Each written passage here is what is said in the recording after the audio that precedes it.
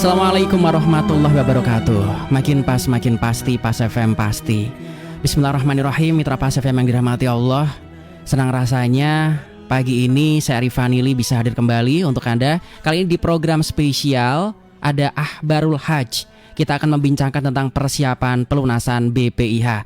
Sebelumnya pertama-tama marilah kita aturkan puja dan puji syukur hanyalah kepada Allah Subhanahu wa taala, dan masih diberikan nikmat hidayah bisa kembali berdiskusi dalam program kerjasama Radio Pas FM Pati dengan Kemenak Kabupaten Pati. Tak lupa juga salawat ma'asalam kepada junjungan kita Nabi Allah Muhammad SAW yang kita nantikan syafaatnya di hari kiamat nanti. Baik mitra Pas FM yang dirahmati Allah, ini adalah satu topik atau bahasan yang kita tunggu-tunggu bersama karena kita membahas tentang persiapan pelunasan BPIH Mitra Pas dalam program Ahbarul Hajj. Seperti biasa nanti Anda bisa bergabung melalui SMS ataupun WhatsApp di 085277 999101. Line telepon bisa Anda manfaatkan di 0295385877. Kita live, jadi Anda silakan bisa bergabung untuk berdialog bersama kami dan narasumber yang sudah rawuh di Studio 1 Radio Pas FM Pati bersama saya Arif Fanili pagi ini adalah beliau Bapak Haji Abdul Hamid selaku Kasih PHU Kemenak Kabupaten Pati. Assalamualaikum warahmatullahi wabarakatuh, Bapak. Waalaikumsalam warahmatullahi wabarakatuh. Apa kabar Pak pagi ini? Alhamdulillah sehat. Baik, kita akan membincangkan tentang persiapan pelunasan BPIH ini bagi saudara-saudara kita Bapak yang sudah rindu dengan Baitullah. Harapannya juga nanti lancar karena kita takut juga Pak virus corona seperti kita ketahui seperti itu. Rame. Nggih, mohon pencerahannya Bapak, monggo. Baik, terima kasih Mas Arif. Assalamualaikum warahmatullahi wabarakatuh. Para pendengar yang budiman, pagi ini kita akan membincangkan perihal persiapan pelunasan BPIH. Saya harus klarifikasi Mas Arif, bukan BPIH, BPIH. BPIH namanya. Nah, ya. Oke. Kalau tempo dulu memang namanya BPIH, tapi sekarang namanya menjadi BPIH. Nah, ini yang ingin saya jelaskan awal kepada para pendengar seluruhnya bahwa biaya haji itu sekarang ada dua jenis, ada namanya BPIH dan ada namanya BPIH. Yang disetorkan oleh jemaah haji untuk proses pendaftaran dan pelunasan itu namanya BPIH. BPIH itu kalau dipanjangkan menjadi biaya perjalanan ibadah haji. Sedangkan kalau BPIH itu adalah biaya penyelenggaraan ibadah haji. Jadi selisih huruf I-nya tetapi itu pengertiannya di Undang-Undang 8 2019 itu dibedakan. Maka ini yang mau saya jelaskan awal sebelum kita membincangkan melakukan pelunasan. Para pendengar dan terutama khususnya jemaah haji Kabupaten Pati yang nanti akan berangkat di tahun 2020 itu ada dua jenis biaya yang digunakan, diperuntukkan bagi penyelenggaraan ibadah haji tahun 2020 ini. Ada yang namanya BPIH. BPIH itu biaya penyelenggaraan ibadah haji. Itu adalah sejumlah dana yang digunakan untuk operasional penyelenggaraan ibadah haji seluruhnya, mulai dari penerbangan, akomodasi, transportasi, konsumsi dan lain-lain, seluruhnya. Total biaya yang digunakan untuk penyelenggaraan ibadah haji itu namanya BPIH. Sedangkan kalau BPIH, biaya perjalanan ibadah haji, itu adalah biaya perjalanan, adalah sejumlah dana yang harus dibayar oleh warga negara yang akan menunaikan ibadah haji. Karena besaran BPIH dan besaran BPIH itu angkanya berbeda. Kalau yang disetorkan jamaah, contoh saja. Untuk tahun ini misalnya yang seperti yang sudah disepakati oleh DPR RI pada tanggal 30 Januari tahun 2020 kemarin itu, BPIH rata-rata kita tahun ini itu adalah Rp69.174.167 BPIH itu artinya biaya penyelenggaraan total. Sementara BPIH-nya, BPIH itu biaya perjalanan, artinya biaya yang harus dibayarkan oleh jamaah, itu rata-rata hanya Rp35.235.602.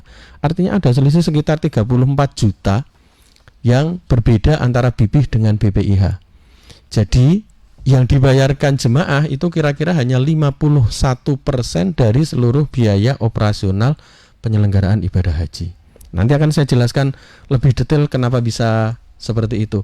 Tetapi intinya biar jamaah itu paham bahwa biaya yang dibayarkan itu yang 35 juta, atau kalau embarkasi Solo itu ada 36 juta, karena kalau rata-rata 35 juta itu rata-rata untuk seluruh Indonesia.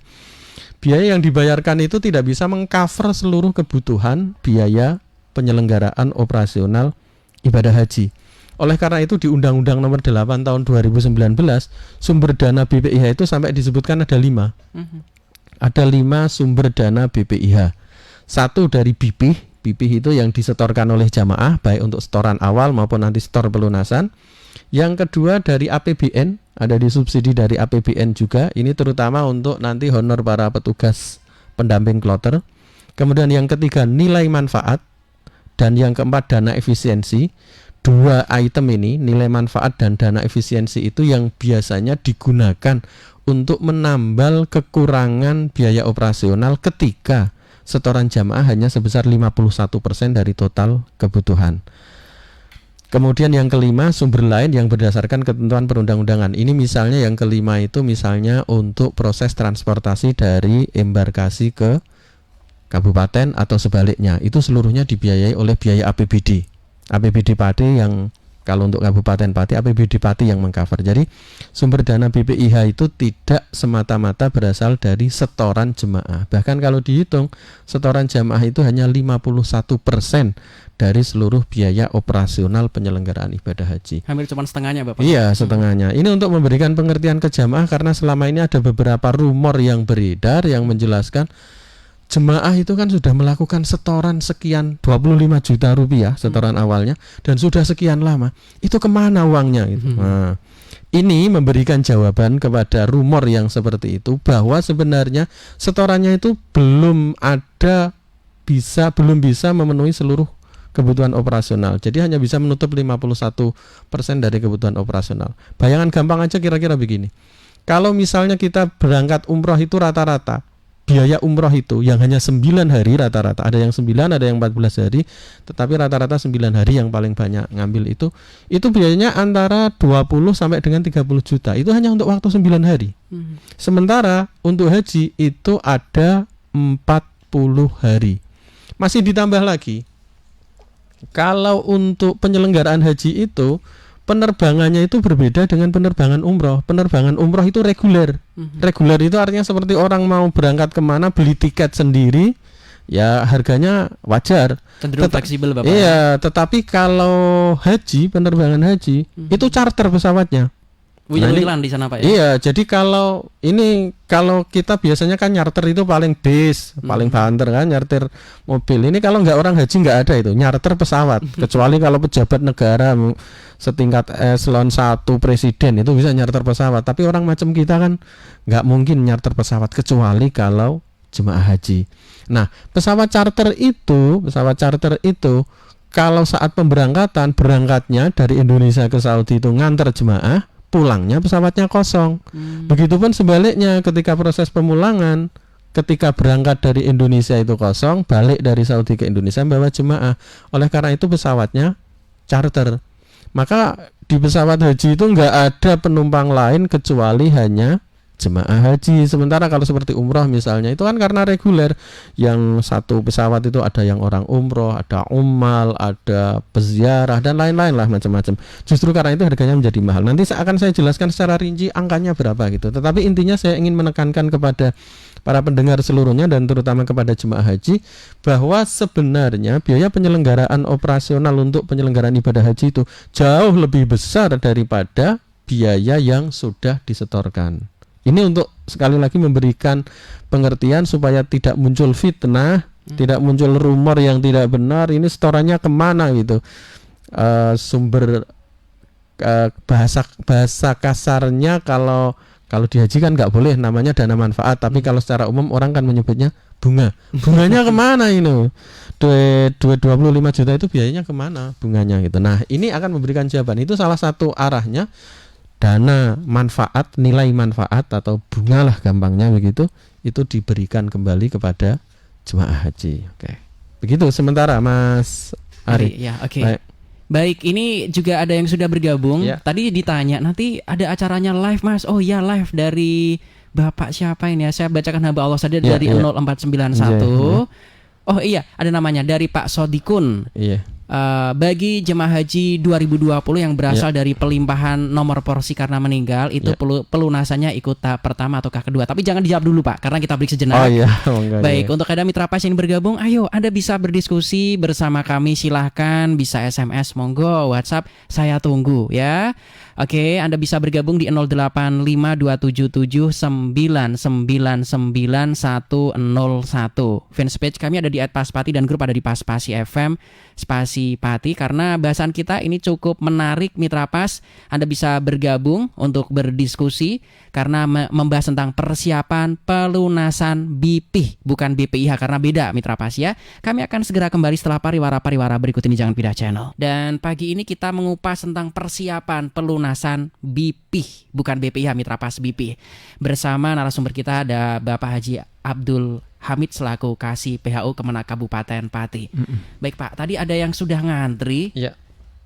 Dari Bapak Sodikun. Assalamualaikum warahmatullahi wabarakatuh. Assalamualaikum warahmatullahi wabarakatuh. Ia menanyakan tentang bagi jamaah haji 2020 yang berasal dari pelimpahan nomor porsi karena meninggal, itu pelunasannya ikut tahap pertama ataukah kedua, atau bagaimana teknisnya Pak? Mohon pencerahannya. Oke, Pak Sodikun, yang bagi jemaah haji yang kebetulan wafat dan tidak istitoah, memang sejak tahun kemarin diperbolehkan untuk dilakukan pelimpahan nomor porsi.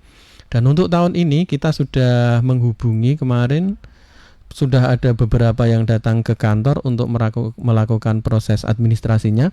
Dan kalau ini bisa selesai sebelum tanggal pelunasan tahap pertama, maka akan bisa dilakukan di pelunasan tahap pertama. Tetapi kalau ternyata proses administrasi kita tidak selesai di tahap 1, maka nanti pelunasannya ikut di tahap kedua. Begini Pak Sodikun, untuk proses pelimpahan nomor porsi itu ada beberapa tingkatan verifikasi yang harus dilakukan. Pertama di kita, di Kementerian Agama Kabupaten, kalau penjenengan kebetulan kemarin sudah termasuk yang ikut hadir, atau kalau belum ya mohon segera datang ke kantor Kementerian Agama Kabupaten Pati untuk melakukan proses penyelesaian administrasinya, termasuk mengisi SPPH manualnya. Kalau itu sudah selesai verifikasi, kemudian kita akan mengirimkan rekomendasi ke kantor wilayah Kementerian Agama Provinsi Jawa Tengah.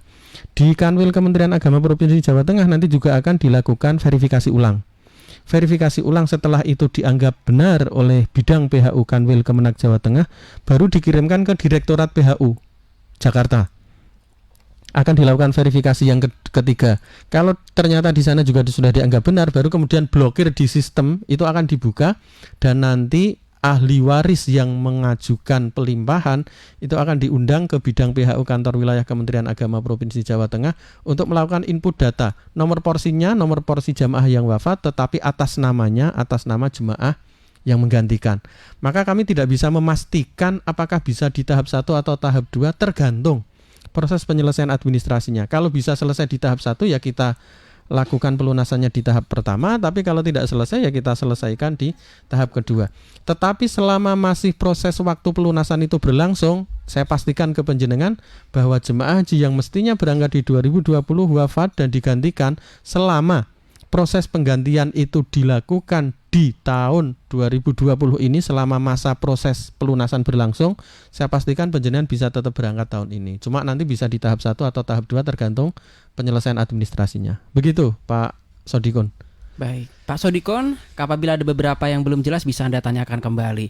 Dan tadi ada yang sudah bergabung juga, Bapak. Halo, Assalamualaikum warahmatullahi wabarakatuh. Assalamualaikum warahmatullahi wabarakatuh. Ya, saya pernah mendengar ada BP haji khusus. Ya.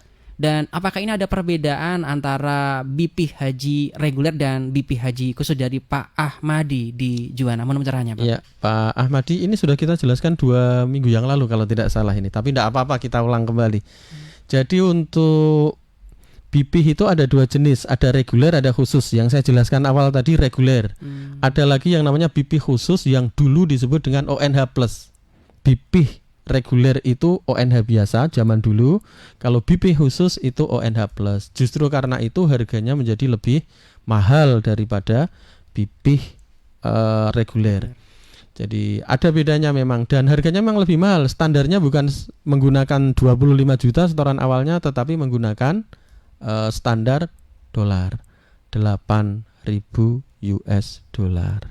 Pakai kurs ini Bapak. Iya, nanti berapa rupiah itu sesuai dengan saat hari tanggal dia melakukan pelunasan nanti di kurs, tetapi standarnya pakai 8.000 US dollar. Bisa dihitung itu 8.000 US dollar itu berapa itu. Oke. Gitu. Demikian ya. Baik, tadi yang juga sudah bergabung dari Pak Hadi. Ini ada pertanyaan sedikit menyimpang dari topik Pak. Oke, meski tidak dikelola oleh pemerintah, saat ini marak haji Furoda ya. Tulisannya Furida di sini Pak. Yang sepertinya haji khusus, bahkan diiklankan sampai di media sosial sehingga sepertinya haji khusus. Seolah-olah berarti kayak legal seperti itu Pak. Di samping itu biayanya kisaran 15.000 US dollar. Nah, bagaimana umat menyikapi hal tersebut sehingga tidak tertipu? Tapi ditahan dulu Bapak ya. Ini hampir-hampir seperti yang tadi, seperti yang khusus tadi ya. Oke, kita akan segera kembali setelah pariwara berikut ini. Jangan pindah channel Mitra Pas.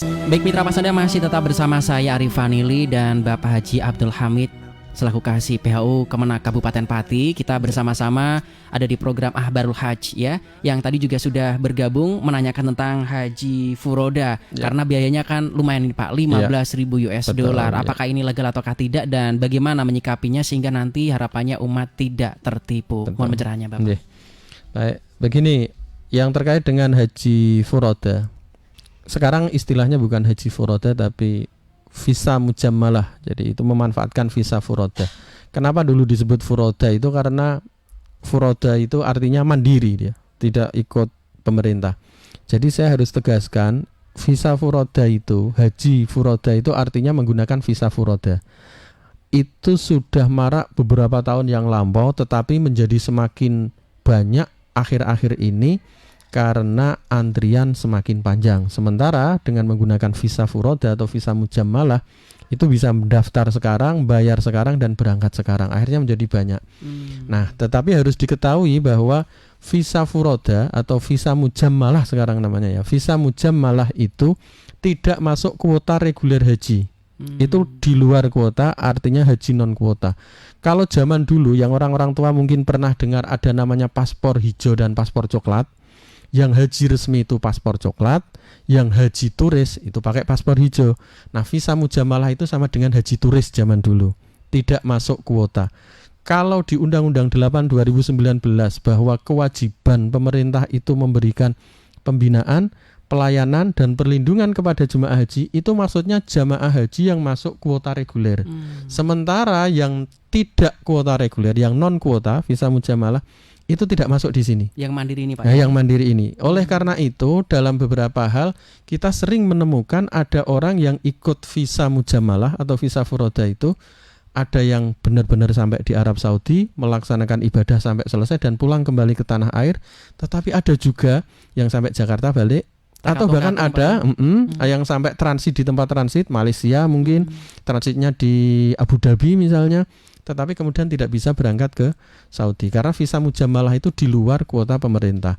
Nah, problemnya adalah di pemerintah itu tidak dalam kapasitas melarang orang untuk bepergian ke luar negeri.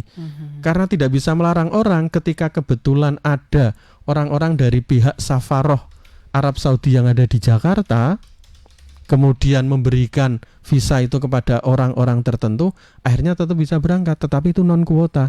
Makanya kemudian di Undang-Undang 8 2019 dalam rangka mengakomodir itu, sekarang diatur meskipun menggunakan visa mujamalah tetapi mereka harus diberangkatkan oleh PIHK. PIHK itu perusahaan ibadah haji khusus yang mempunyai izin resmi dari Kementerian Agama.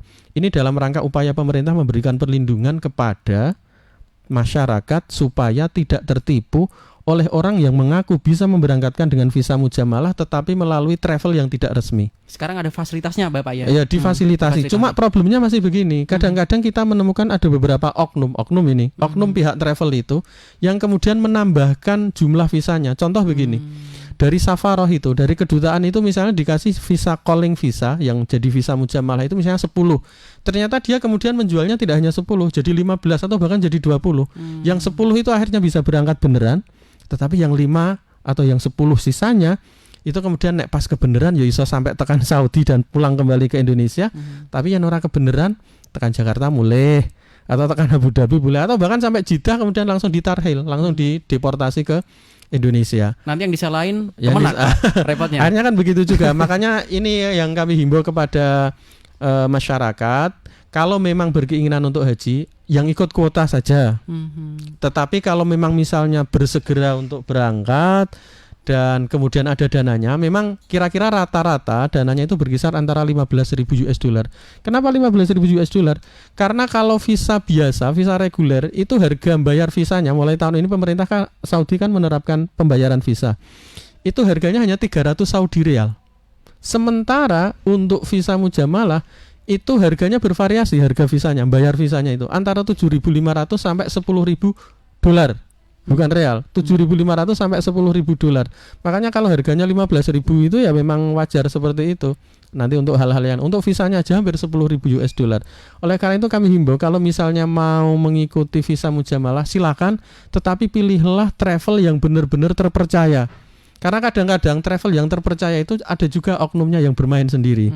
Makanya kalau memang benar-benar mau aman ya ikutlah haji reguler. Tapi kalau wis ora sabar, rindu pengen ketemu dengan Baitullah, pengen wukuf tanggal 9 Arafah, silahkan ikut visa mujamalah, tetapi benar-benar pilihlah travel yang benar-benar bonafit, punya izin resmi dan yakinkan bahwa itu benar.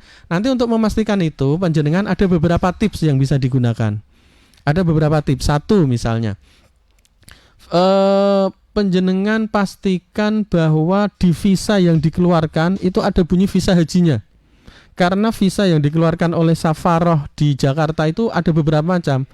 Ada visa haji, ada visa umal, ada visa ziarah. Pastikan bunyinya visa haji yang pertama. Yang kedua, pastikan keberangkatannya itu sebelum tanggal 4 Dzulhijjah.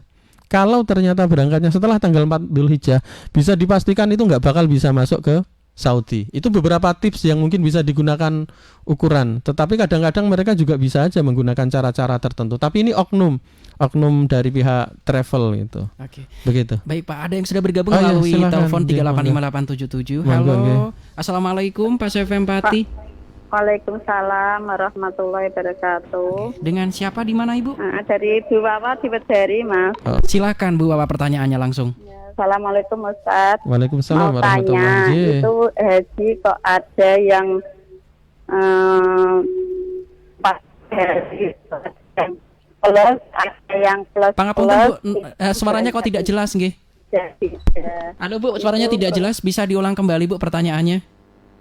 Haji itu kan ada yang murah, yang biasa itu biasa itu bayar 35, terus ada yang plus, yang bayarnya 175, terus ada lagi yang plus bayarnya 300 juta.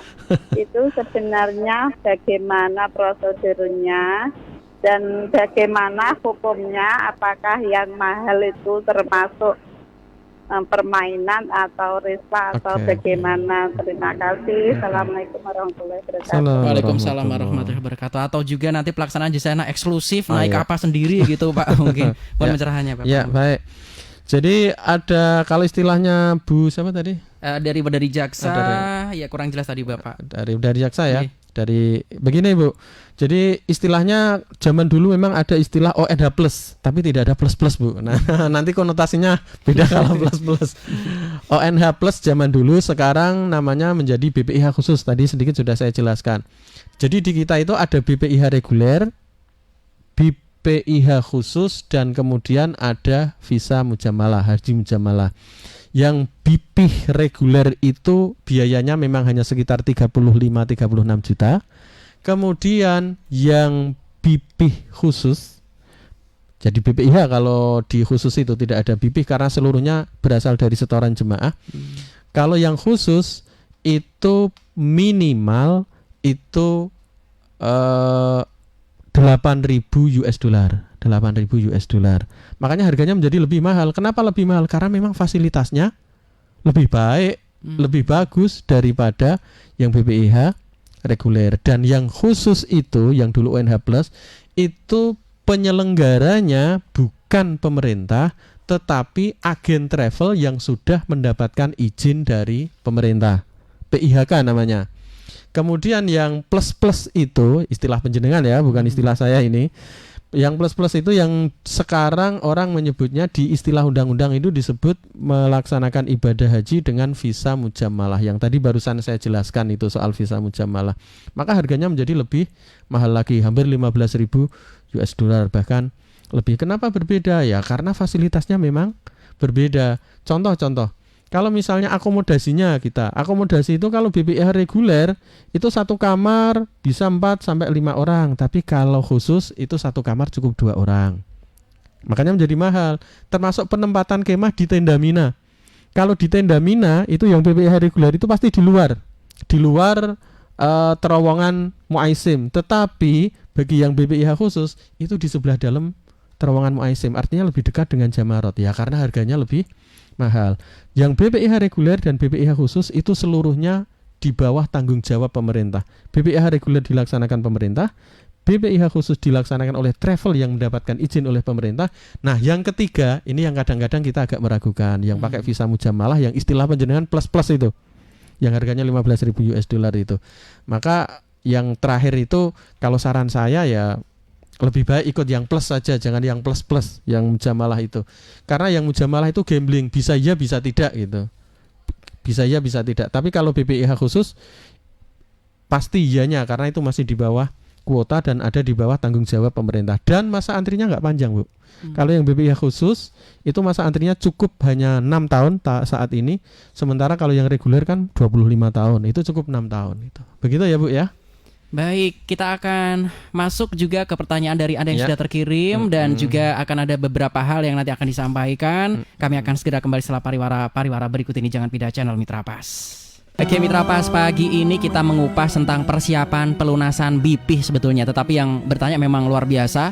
Dan masih bersama saya Rifanili dan narasumber saya pagi ini sudah rawuh di studio 1 Radio Pas FM Pati, ada Bapak Haji Abdul Hamid selaku Kasih PHU Kemenak Kabupaten Pati. Banyak ini Pak yang sudah bergabung bersama kita. Ini ada yang juga menanyakan tentang saat ini merebak info bahwa Kabupaten Pati tahun ini masuk gelombang pertama. Katanya hasil Qur'ah. Mohon penjelasannya, apakah betul demikian Bapak? Dari Pak Adi ini. Monggo. Terima kasih Pak Adi. Jadi kebetulan hari Kamis kemarin saya tidak bisa ngisi acara di sini, acara talkshow itu yang kami absen dari kegiatan talkshow itu karena kebetulan ada rapat koordinasi Kasih Haji se-Jawa Tengah, dan itu salah satunya adalah hasilnya adalah Qur'ah kloter itu. Nah, yang penjenengan tanyakan itu Pak Adi. Jadi kemarin itu sempat dilakukan Qur'ah kloter. Qur'ah itu bahasa Arabnya, bahasa Indonesianya itu undian. Jadi selama ini untuk menentukan kloter itu digunakan sistem undian. Adil ini Bapak ya, dalam rangka memberikan rasa keadilan. Cuma 4 tahun terakhir ini Qur'ahnya dibagi menjadi 2. Yang depan yang kloter 1 sampai dengan kloter 12 atau 15 itu tidak dilakukan undian tapi gantian perkarisdenan. Sementara yang setelahnya itu dilakukan undian. Kenapa yang depan tidak dilakukan undian? Karena ternyata rata-rata teman panitia di kabupaten kota itu milih yang tidak kloter 1. Kok tidak milih kloter 1? Karena repot persiapannya. Jadi milihnya di kloter yang agak belakangan. Cuma karena kemarin itu kebetulan yang sudah 4 tahun terakhir itu yang depan itu tidak undian dan gantian perkarisdenan.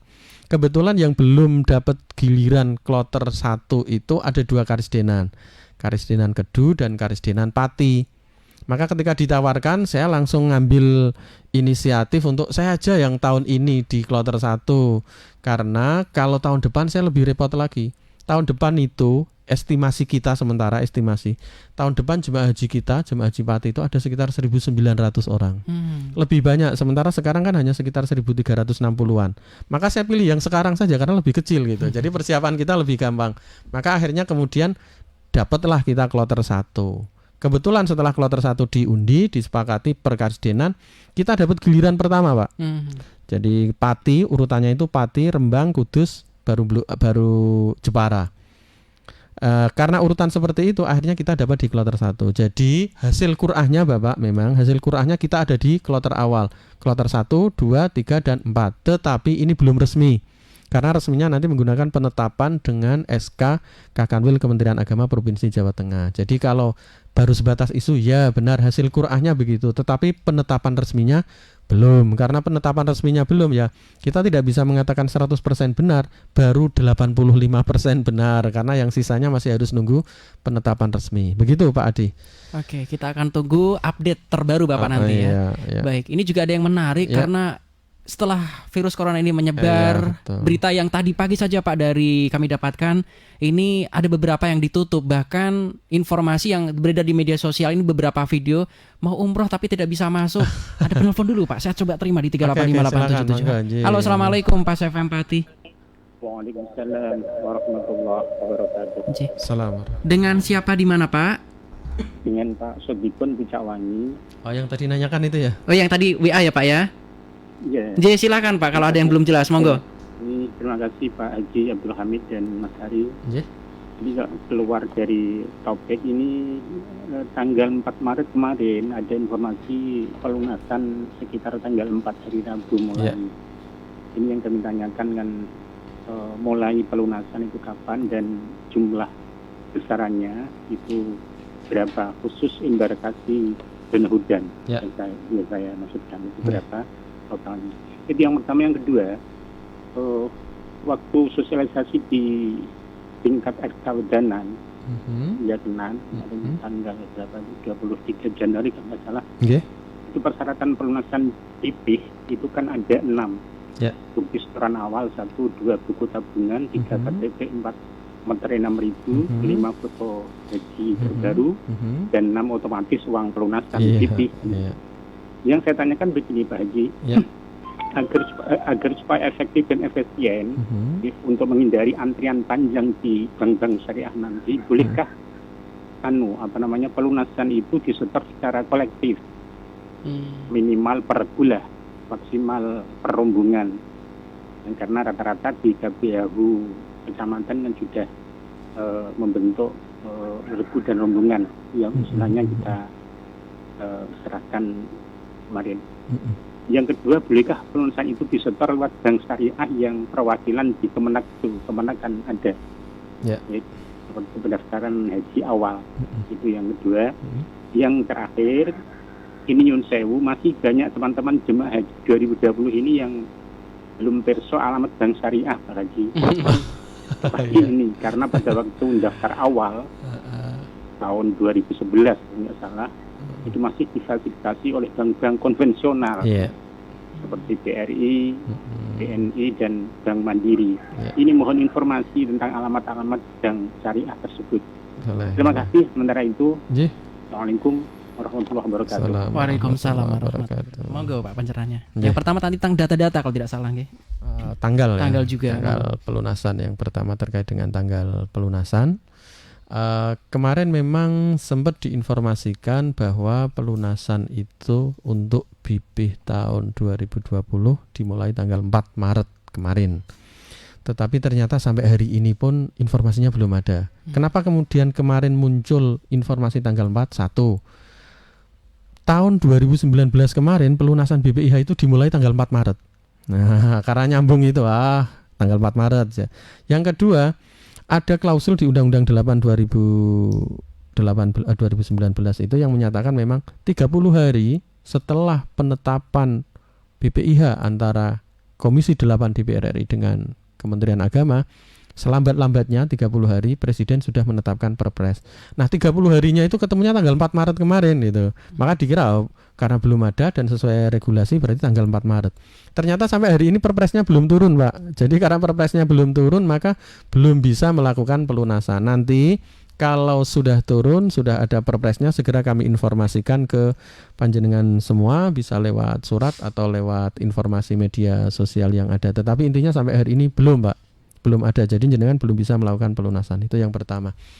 Yang kedua terkait dengan pelunasan Pak, kolektif tadi Pak. Pelunasan kolektif itu sebenarnya bisa saja dilakukan, tetapi untuk proses penandatanganan lembar bukti setorannya kan tetap harus yang bersangkutan sendiri. Jadi kalau setorannya mungkin bisa dititipkan. Saya bisa penjenengan misalnya ketua regu atau ketua rombongan bisa kolektif menyerahkannya kepada ketua regu atau ketua rombongannya, nanti diserahkan ke bank atas nama ABCD dengan catatan uangnya tidak tersimpan di bank tersebut. Ada kalanya begini. Pelunasan itu dilakukan begini, Pak. Jadi uang jemaah itu sudah tidak bawa uang tunai, uangnya sudah ada di tabungan semua.